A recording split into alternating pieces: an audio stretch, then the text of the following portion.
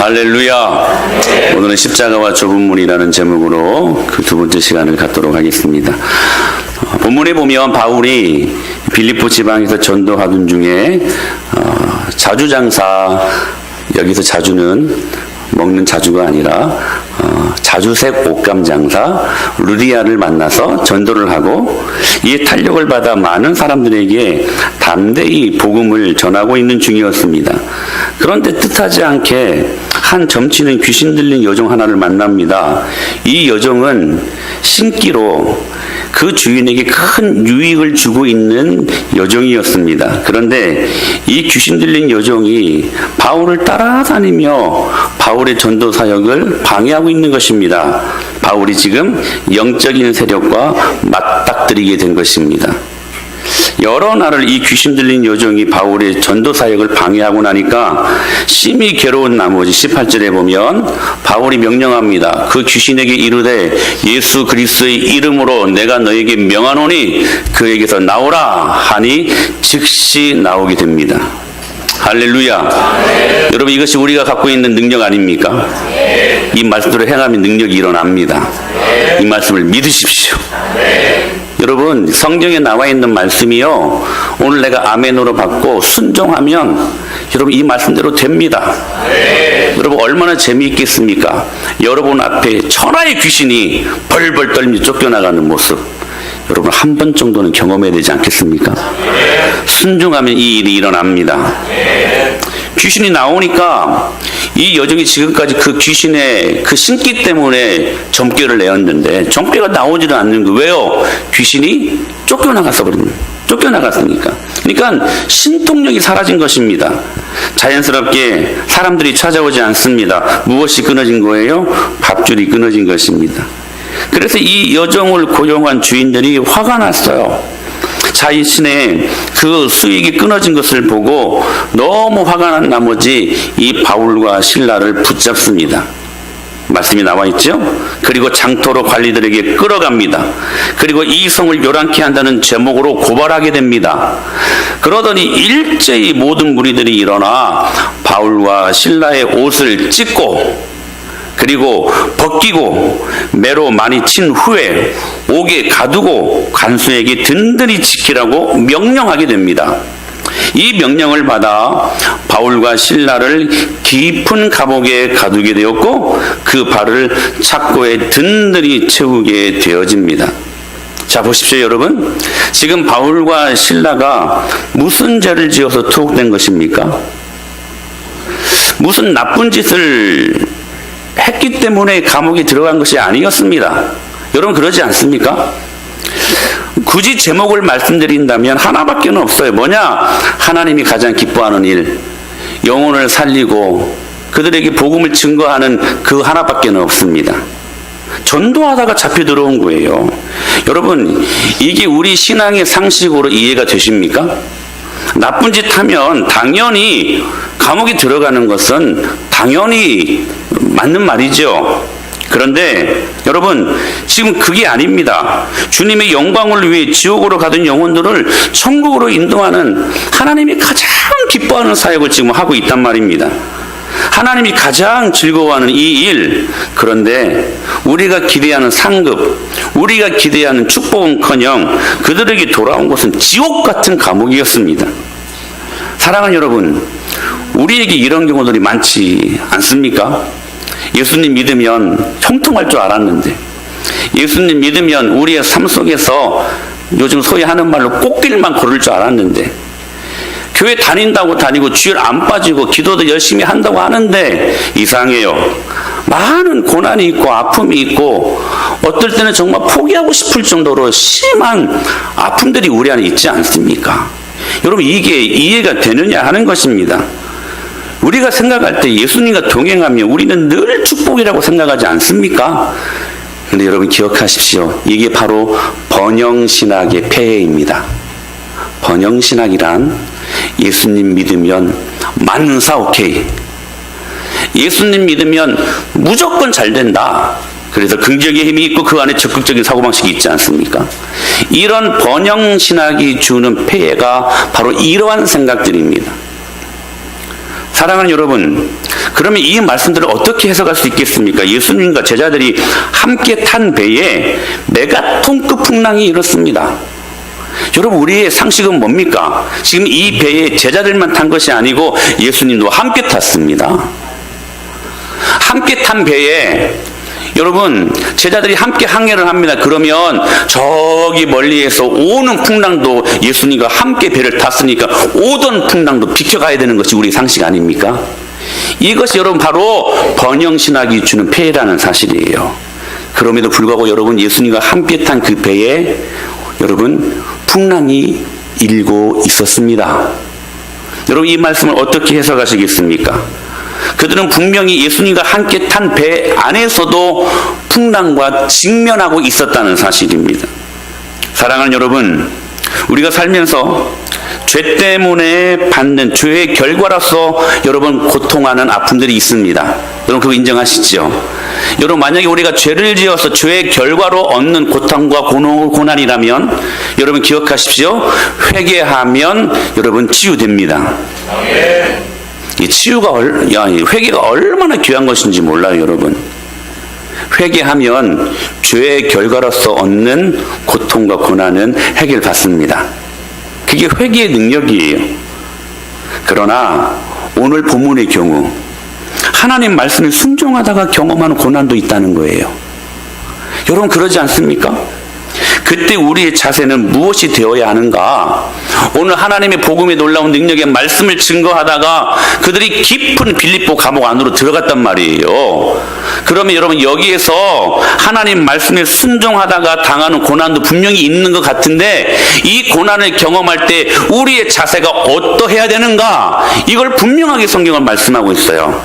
여러분 이때 하나님께서 왜 이런 일들을 하시지?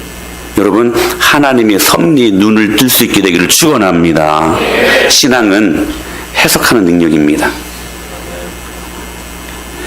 하나님의 말씀에 순종했는데 고난이 있어요. 그때 하나님의 뜻을 물어야 돼요.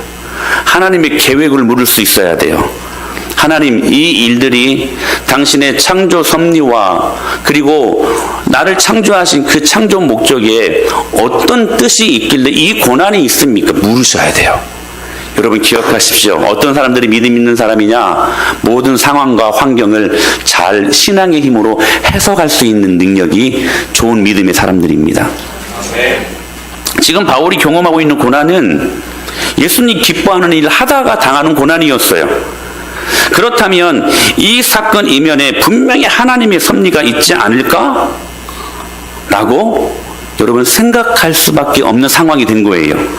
자 보세요. 당시 빌립보 감옥은 철저히 인권이 유린되었던 시대였습니다. 한번 감옥에 들어가면 언제 어떻게 살아나오리란 내일이 없는 것이었어요. 그냥 고문받다가 숨이 끊겨져도 사체들의 썩어가는 냄새를 맡으면서 몇 날이고 그렇게 머물러야 했던 말 그대로 생지옥이 바로 이 빌립보 감옥이었습니다. 바로 이곳에 바울과 실라가 투옥된 것입니다. 그런데 여러분 그곳에서 지금 바울과 실라가 무엇하고 있는가 하는 거예요. 무엇하고 있었습니까? 여러분 그 안에서 염려하고 내일이 없잖아요. 여러분 우리가 왜 염려하는 줄 아십니까? 내일을 보장받지 못하기 때문에 염려하는 건 아니겠습니까? 내일이 없는 사람들은 날마다 염려해요. 지금 이 상황은 내일이 없는 상황이에요. 어떻게 될지 모르는 상황입니다. 그러므로 염려하고 근심하고 걱정해도 모자랄 판에 그들이 무엇하고 있습니까? 기도하고 찬송합니다. 전 여러분들이 이러한 사람들 될 수 있게 되길 축원합니다.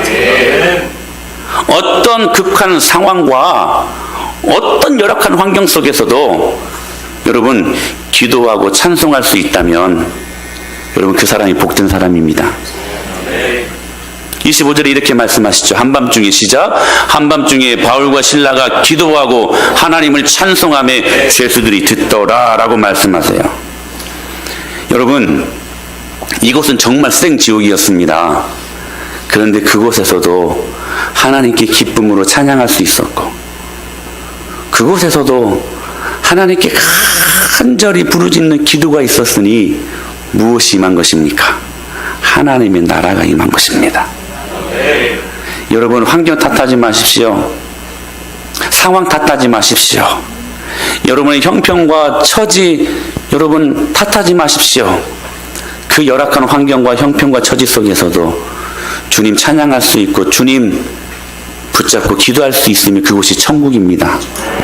할렐루야. 그 지옥 같은 그 어두움의 곳이 하나님 나라가 된 것입니다.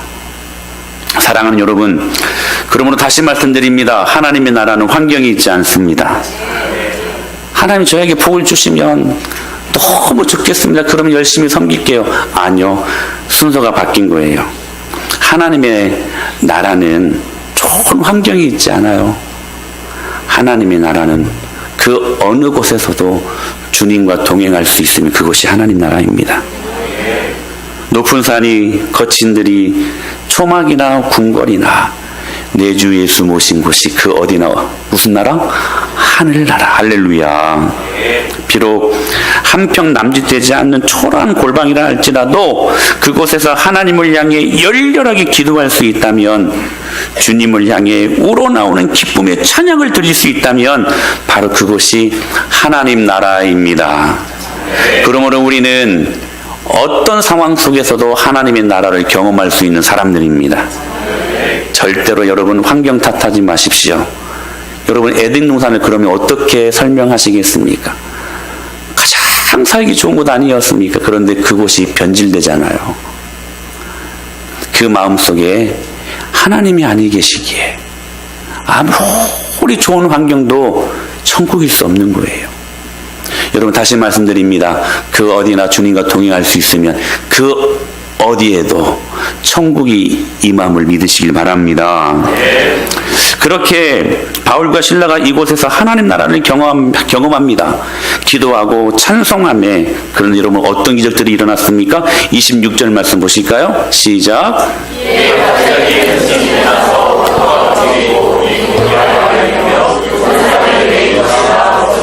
할렐루야. 저는 이 말이 너무 좋아요. 이에 그 열악한 환경과 상황 속에서도 기도하였더니 이에 그 다음 말이 뭐예요? 갑자기. 할렐루야. 저는 이 말씀이 너무 좋아요. 저는 사실 이 말씀이 있어서 목회합니다. 저는 이 말씀을 믿습니다. 여러분 예수 믿는 그리스도인들은 이에 갑자기 능력으로 사는 사람들입니다. 할렐루야. 이에 갑자기 무슨 말이에요?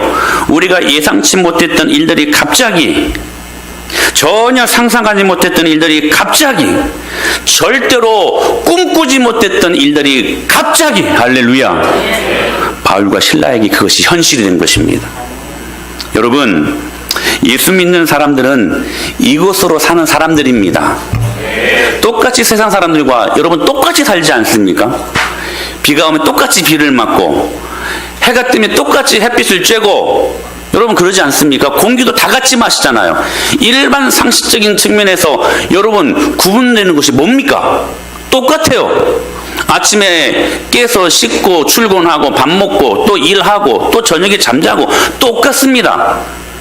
여러분 예수 믿는 사람들과 믿지 않는 사람들이 여러분 무엇이 차별이 여러분 차이가 있습니까? 똑같지 않습니까?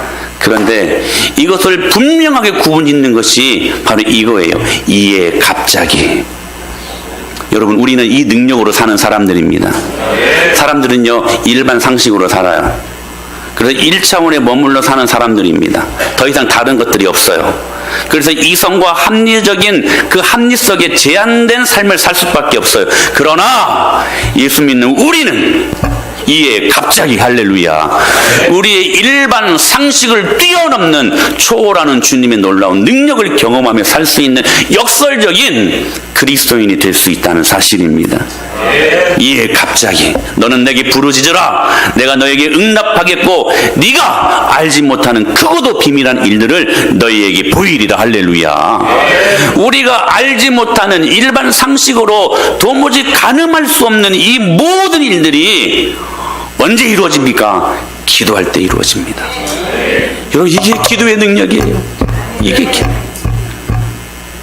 그러므로 여러분 기도는 우리가 하나님의 하늘에 속한 모든 신령한 복을 누릴 수 있는 가장 원초적인 축복입니다. 기도하는 사람이 복된 사람입니다. 할렐루야. 우리는 이것으로 사는 사람들이에요. 여러분, 재미있는 표현들이 있습니다. 23절에 시작. 많이 친 후에 옥에 가두고 간수에게 명하여 든든히 지키라. 많이 친 후에, 여기 많이 친 후에라는 말은 죽도록 친 후에라는 말이에요.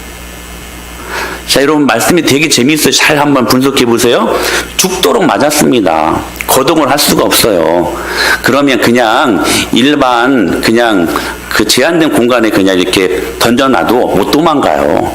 근데 뭐라고 말합니까? 많이 죽도록 친 후에 옥에 가두고, 자, 이중으로 지금 장치를 걸어놓죠? 못 도망가게.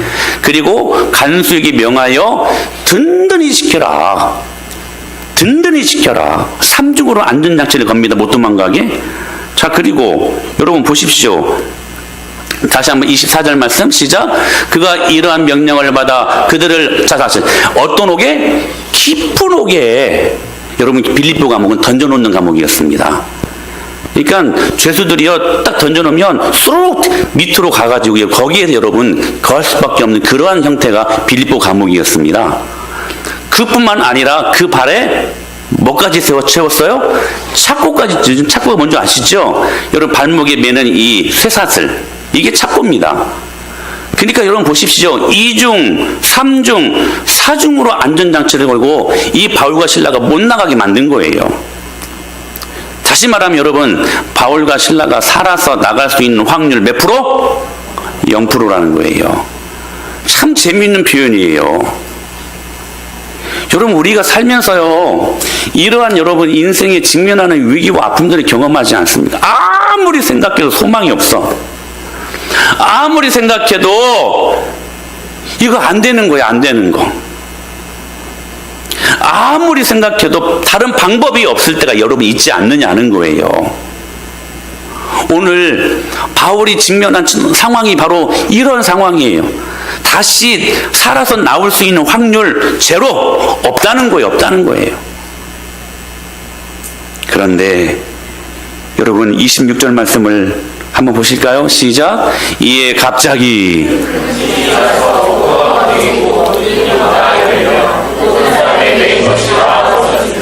할렐루야. 이에 갑자기 어떤 지진이 일어났어요? 큰 지진이 일어났습니다. 자, 보세요.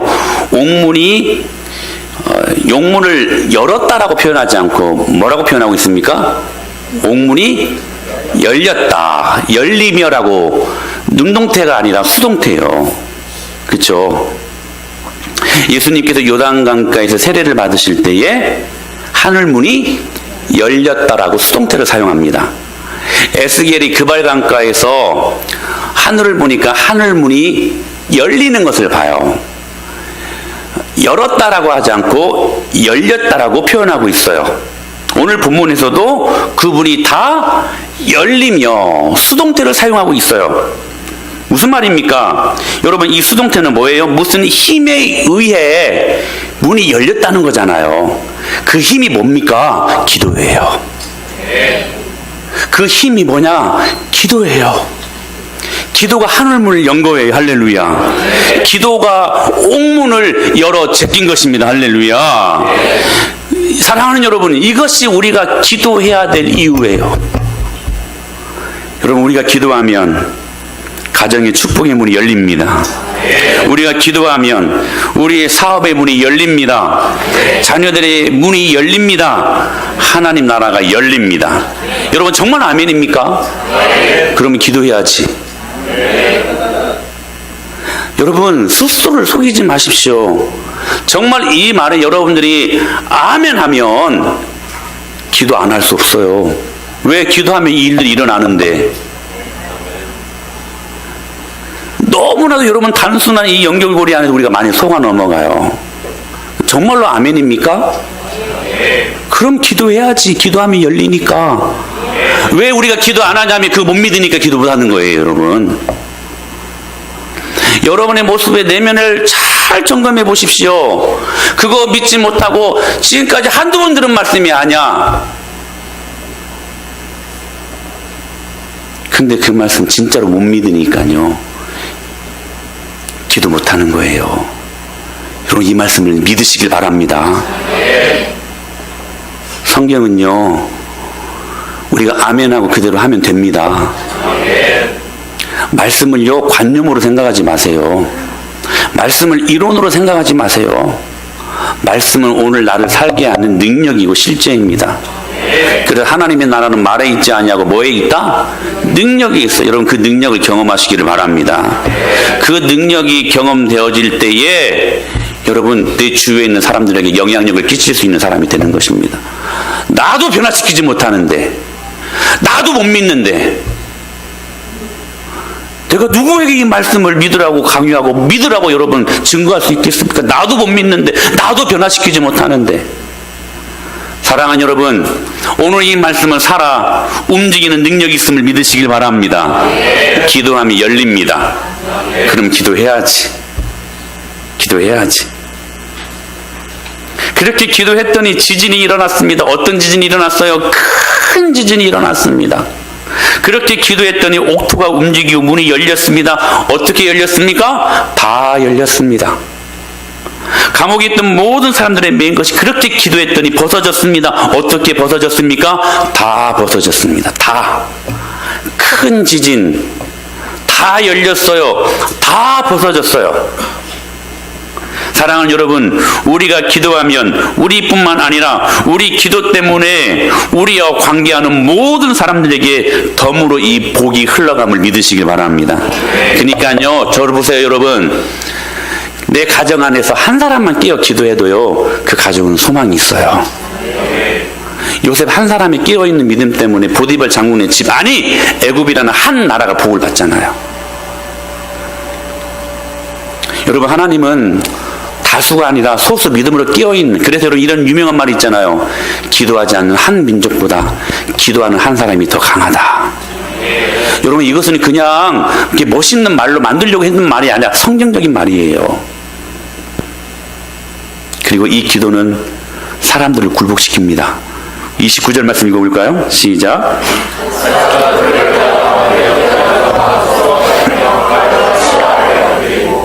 할렐루야. 이런 걸 보고 전세 역전이라고 합니다. 아주 보기 좋은 반전 아닙니까? 자, 빌립보 감옥에 들어갔을 때 죄수들과 바울과 실라가 누가 제일 무서웠을까? 간수들이지요. 간수라 하면 건장한 식스팩의 근육질을 소유하고 힘과 기기에 눌린 모든 죄수들이 감옥에 들어가면 벌벌 떨어요. 저는 감옥에 들어간 적이 한 번도 없습니다. 그런데 말들을 들어보면 간수들이 그렇게 무섭대요. 그렇게 무섭대요. 그런데 방금 전까지만 해도 바울과 실라 앞에 떵떵거렸던 간수가 이제 바울과 실라 앞에 엎드립니다. 무서워 떨며 바울과 실라 앞에 엎드리고. 사랑하는 여러분, 이게 교회의 능력입니다. 이게 예수 믿는 사람들의 능력입니다. 교회는 그러므로 이깁니다. 교회는 반드시 이기게 되어 있어요.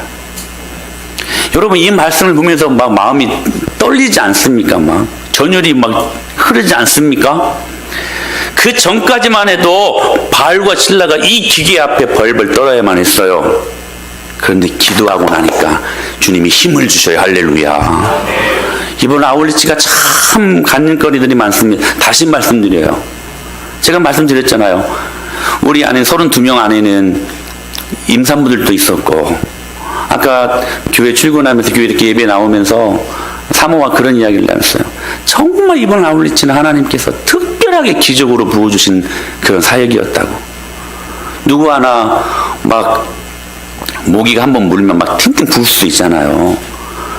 그런 사람 없었고, 하연이도 첫날만 좀 울었지 그 다음날부터 잠도 잘 자고, 누구 하나 설사병 난 적 없고, 누구 하나 불평하지 않고 원망하지 않고, 얼마나 재미있게 그 더위 속에서도. 참 덥더라고요, 캄보디아가. 근데 웃음을 잃지 않고, 우리 이대석 집사님은 그 탁월한 레크레이션 진행 방법으로 말이 필요가 없어. 그런데 그 200명이 넘는 아이들이 얼마나 재미있게 노는지, 정말 일사불란하게 질서정연하게 하나님께서 생명사기로 우리를 보호하신 건 아닙니까? 근데 저는 또 이끄는 입장이라고 마음에 솔직히 아닌 척은 했지만 참 부담이 많았어요.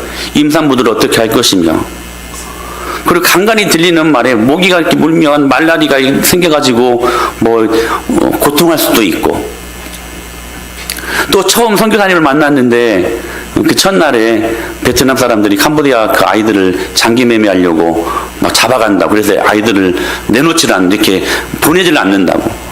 우리가 줄기차게 150에서 200명이 넘는 아이들을 놓고 기도했는데 조금밖에 안 올 것 같다고 그렇게 믿음 없는 소리를 하시고, 갑자기 제 마음이 흔들리기 시작했어요. 근데요, 5분도 지나지 않아서 저에게 주님이 이렇게 위로하셨습니다. 선보봐, 내가 너에게 이 사역을 명했고 너는 순종했고 은혜마을교회가 순종했고, 그리고 그 많은 시간들 동안 얼마나 많이 기도했냐. 내가 그 기도를 들었다. 할렐루야. 그 순간 제 마음속에 용기가 생기게 되었어요. 여러 가지 열악한 환경, 저를 시험하는 그런 여러 가지 많은 유혹도 있었지만 갑자기 생각난 게 뭐가, 내가 기도한 게 얼만데, 네? 우리 은혜마을교회가 기도한 게 얼만데, 하나님 살아계시고, 아멘. 살아계신 하나님이 그 기도를 들으셨고, 그렇다면 이 사역을 주님께서 명하셨기 때문에 우리가 순종하며 나아가면 주님이 하신다. 그 용기를 주님이 주셔서 그 용기를 갖고 나아갔어요. 그랬더니 하나님이 그 귀한 은혜를 주시지 않았습니까? 할렐루야. 사랑하는 여러분, 기도하면 됩니다. 기도로 자신감을 회복하십시오. 그 기도의 놀라운 능력, 이전까지만 해도 벌벌 떨어야만 했던 바울과 실라가 기도하고 나니까 힘을 공급받는 거예요. 그리고 그 기도 앞에, 그 기계 앞에 오히려 간수가 무서워 떨며 바울과 실라 앞에 엎드리는 상황이 돼버린 거예요. 다니엘이 잃어버렸던 느부갓네살 왕의 꿈을 찾아 풀이까지 해줍니다. 자, 요셉은 바로의 꿈을 듣고 해석해줬습니다. 해몽해줬습니다. 이건 조금 가능할 것 같은데, 느부갓네살 왕은 참 나쁜 왕이에요. 꿈은 지가 꾸고 그 잃어버린 꿈을 찾아달라는 거예요. 그 꿈을 잃어버렸는데 어떻게 찾아요, 그것을. 근데요, 다니엘은 찾습니다. 그리고 해석까지 해줘버립니다. 그 힘이 정확히 다니엘에서 보게 되면 그 힘이 어디에서 나왔냐면 기도의 힘에서 나왔어요. 다니엘이 이 문제를 갖고 이거 그냥 죽이겠다는 거지 뭐. 근데 그 위기 속에서 기도합니다. 그 친구들과 함께 합심하여 기도합니다. 그렇게 기도하였더니 은밀한 중에 하나님이 그 꿈을 찾아주셨어요. 그리고 여러분 해몽까지 하게 하는 놀라운 능력을 준 거예요. 있을 수 없는 일이거든요. 이에 갑자기, 할렐루야, 상상할 수 없었던 일들 아닙니까? 어떻게 잃어버린, 내가 꿈을 꿨는데 누가 어떤 다른 사람들이 그 잃어버린 꿈을 어떻게 찾아요, 여러분? 근데 기도하고 나니까 은밀한 중에 그 꿈을 되찾게 해요. 그리고 해몽까지 해줍니다. 느부갓네살 왕이 깜짝 놀란 거예요. 그러자 이렇게 고백합니다. 시작.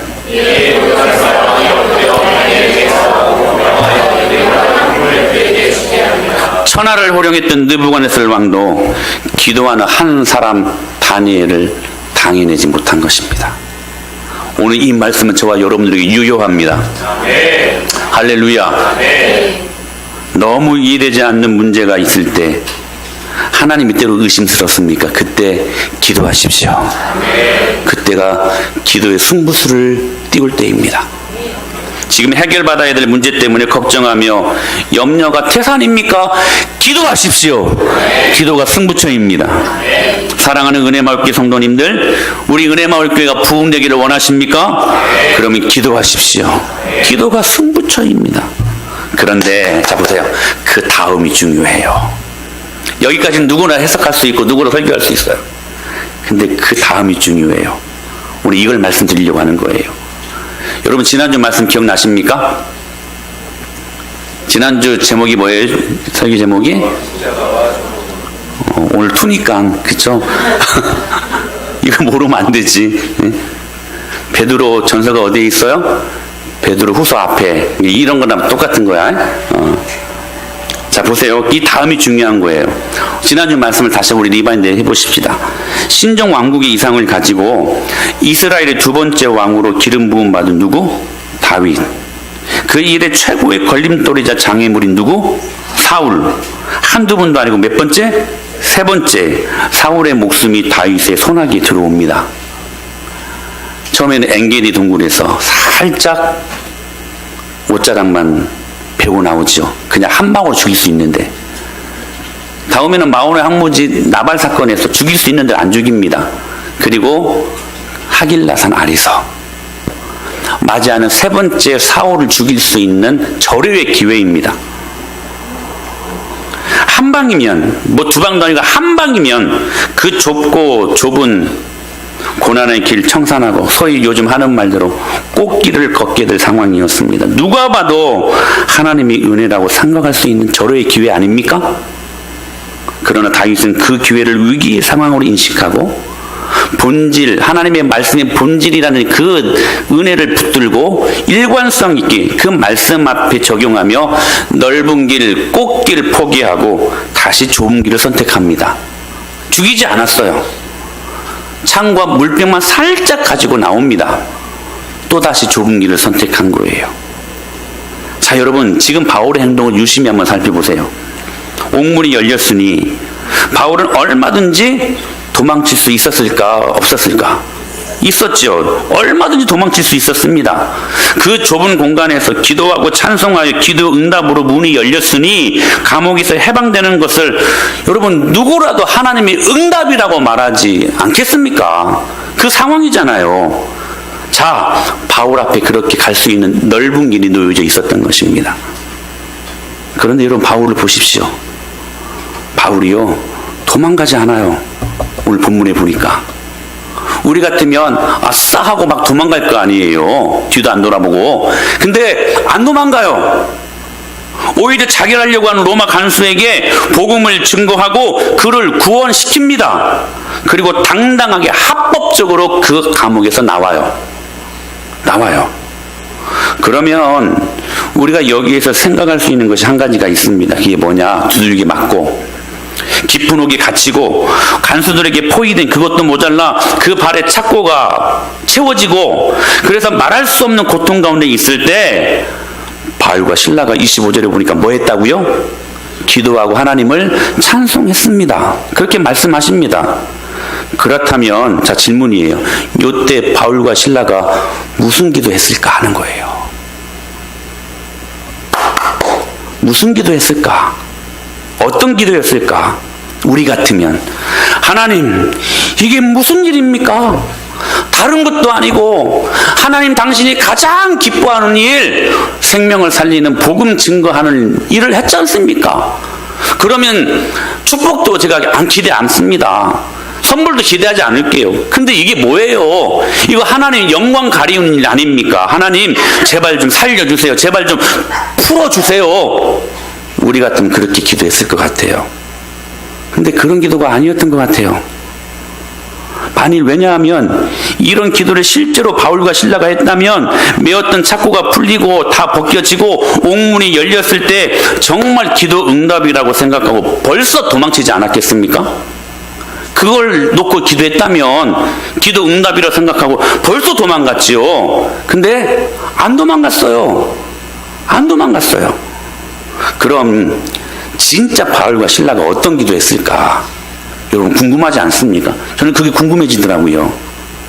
그 정답을 사도행전 16장부터 6절 10절을 보게 되면 그 답이 나와요. 자 보세요. 바울이요 은혜를 받고 복음을 증거하기 위해 그가 선택한 곳이 소아시아 지역이었습니다. 그런데 그날 저녁에 그 길을 하나님의 영이 막아요. 그리고 마게도냐인의 환상을 보여주셔요. 예수의 영이 허락지 아니하신지라 하면서 마게도냐, 지금으로 보면 유럽입니다. 유럽으로 그 행성지를 성령님께서 옮기셔요. 그때 바울이 받은 사명이 이거예요. 시작.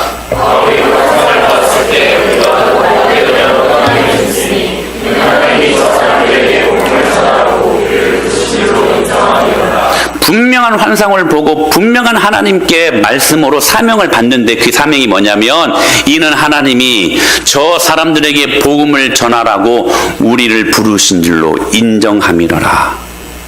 사명을 확인하고 있어요. 왜 이 행선지를 옮겼는지 그 분명한 목적에 대해서 바울이 인식하고 있었어요. 사명으로. 그러니까 그 행선지를 옮기는 바울은 천하 없어도 사람들에게 복음을 증거해야 되는 사명을 받게 된 거예요. 자 보세요. 바울이 분명한 사명을 받고 행선지를 옮깁니다. 그리고 바울은 끊임없이 이 사명을 묵상하고 있었어요. 그래서 여러분 마게도냐 이 빌립보, 그러니까 유럽의 첫 성인 이 빌립보를 여러분 통과하고 난 다음에 그 먼저 무엇부터 했냐면 복음부터 정하는 거 아닙니다. 기도하러 다녔어요. 계속 기도할 수 있는 공간을 찾아다녔습니다. 계속 하나님께 물었어요. 계속 그렇게 기도하였더니 그 사명을 계속해서 그 마음속에서 되새김질하고 묵상할 수 있었으니 여러분 지금 당하는 수많은 고난과 고통 속에서도 그는 빌립보 감옥에서 무엇할 수 있었습니까? 기도할 수 있었습니다. 저를 보세요. 여러분 정말 중요한 게 있어요. 기도 여러분 아무나 하는 것 아닙니다. 결정적인 순간에.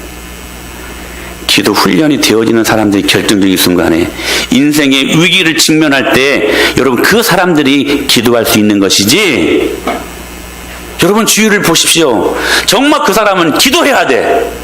기도 아니면 답이 없어. 근데 기도 못해요. 기도 못하는 사람들이 너무나 많아요. 왜요? 기도 훈련이 안 돼서. 여러분 기도 갑자기 할 수 있는 거 절대로 아닙니다. 근데 바울은요 끊임없이 기도했어요. 그 기도가 뭐냐? 영혼을 구원하는 사명에 초점을 맞추는 기도였단 말이죠. 그러다가 전도하다가 감옥에 잡혀 들어갔습니다. 근데 그 빌립보 감옥에서도 계속 기도합니다. 근데 그 기도가 어떤 기도였느냐? 하나님 저 너무 아파요. 너무 힘들어요. 제발 이 감옥에서 나가게 하여 주세요가 아니라 하나님 어떻게든 당신께로 받은 이 사명 이루게 하여 주시옵소서. 어떻게든 이 생명의 복음이 증거되게 하여 주시옵소서. 오직 그거 기도했어요. 왜냐? 그가 옥문에서 풀리자마자 도망간 것이 아니고 로마 간수에게 그 복음을 증거한 일들 때문에 그가 이렇게 기도했다는 것을 우리가 알 수 있다는 것입니다. 바울은 오직 그거 이후에 기도했어요. 하나님, 이 공간에서도 하나님의 나라가 이루어지게 하시고 하나님의 말씀이 증거되게 하여 주시옵소서. 그러자 그 기회가 되자 가로되 주 예수를 믿어라. 할렐루야. 그리하면 너와 내 집이 구원을 받으리라. 여러분 이 위대한 메시지가 저와 여러분의 입에 여러분 달고 사는 메시지가 될 수 있게 되기를 축원합니다. 가로되 주 예수를 믿어라. 그리하면 너와 내 집이 구원을 받으리라. 여러분 복음 중에 복음 아닙니까?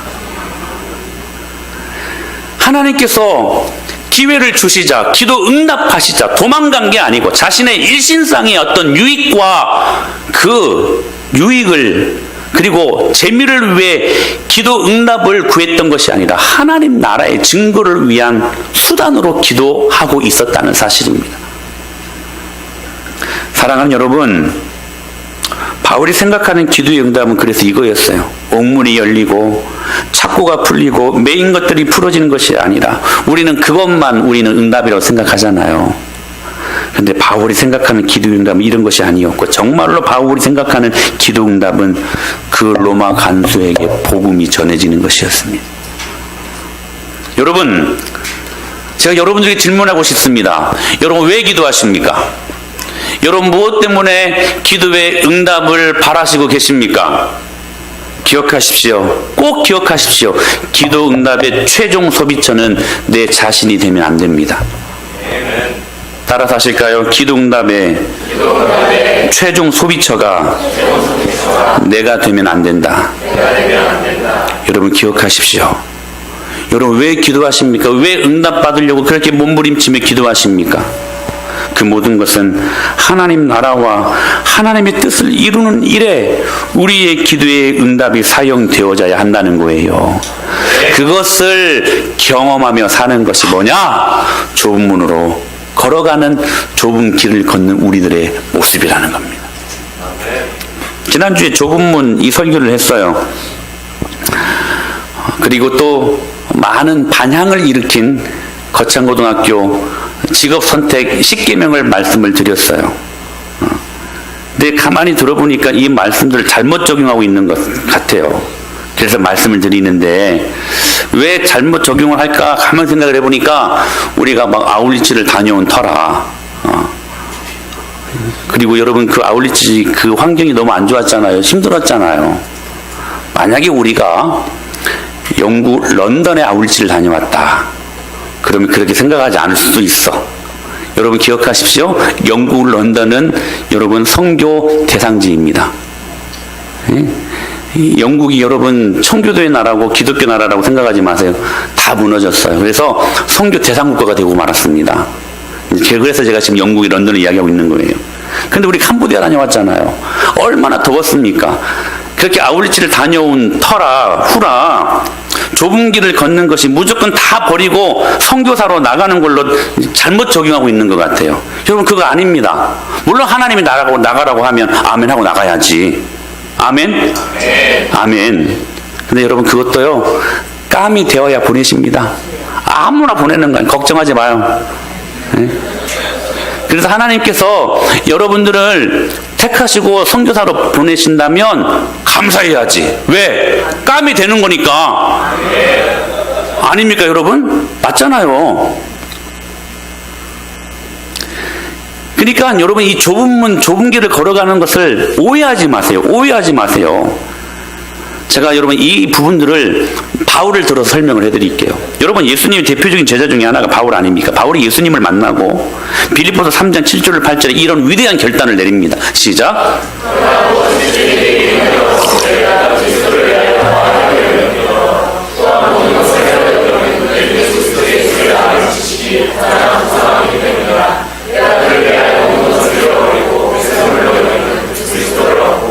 여러분 여기에서 지금 바울이 자기가 예수님을 만났기 때문에 과거에 모든 붙들고 있었던 자랑거리, 소유, 스펙 이거 다 무엇으로 여긴다? 배설물, 고상한 말이 배설물이고 좀 격한 표현으로 똥이에요. 똥으로 여긴다. 과거의 모든 자랑거리, 내가 자랑 삼았던 소유 이 모든 것들을 다 버리겠다. 이 말이에요. 이 말이에요. 근데 우리가 좀 더 실질적인 질문을 던질 필요가 있어요. 이 자리에 지금 바울 선생님이 딱 계신다면 제가 묻고 싶어요. 지금 이 말씀을 통해 분명히 버렸다고 이야기하셨죠. 근데 당신 버린 게 뭡니까? 로마 시민권. 오늘 이 말씀에 의하면 배설물로 똥으로 여긴다고 버린다고 말씀하셨잖아요. 근데 정말로 로마 시민권 버렸습니까? 제가 말씀 보니까 안 버렸어요. 중요할 때 그거 사용하고 있어요.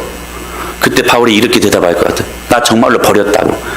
나 정말로 은혜 먹기 성도님들이 정말 버렸습니다. 예수님 믿기 전에 로마 시민권을 내 유익과 내 인생의 즐거움거리로 그 로마 시민권을 사용했다면 나 버렸다고. 예수님 믿은 후에는 그거 오직 하나님 나라와 하나님의 영광을 위해서만 사용했다고. 여러분 버림의 의미가 무엇입니까? 용도의 전환 아니겠습니까? 바울은요 텐트 메이커였어요. 천막을 깁는 사람이었습니다. 그런데 말씀을 보니까 계속 여기서는 버린다고 말씀하셨는데 계속 그 일들을 했어요. 제가 질문해요. 버린다고 하셨는데 그 직업 정말 버렸습니까? 바울이 이렇게 대답할 것 같아요. 내가 예수 믿기 전에는 그 텐트 메이커 나를 위해 내 밥줄을 위해 내가 그거 하고 있었다고 한다면 내가 예수 믿은 후로는 절대로 단 한순간도 그거 나를 위해 사용하지 않았다고. 여러분 버림의 의미가 뭘까요? 그냥 모든 거 다 그냥 막 제껴두고 막 버려두고 그냥 막 성기지로 가는 겁니까? 사실 성령님께서 그렇게 인도하실 때도 있어요. 그래서 여러분 이렇게 개척으로 저를 내모신 건 아닙니까? 그래서 여러분이랑 귀한 선물을 또 받게 하셨고 할렐루야. 아멘. 여러분들은 저의 귀한 선물들입니다. 근데 그런 극단적인 선택은 굉장히 예외일 뿐 그렇게 일하시지 않거든요. 그렇다면 버림의 의미가 뭔가? 용도 전환.